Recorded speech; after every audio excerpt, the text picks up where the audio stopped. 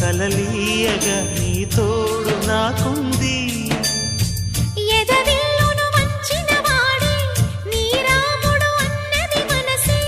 గుడి తలుపులు తీయక ముందే వరమిచ్చెను దేవత ఎదురై,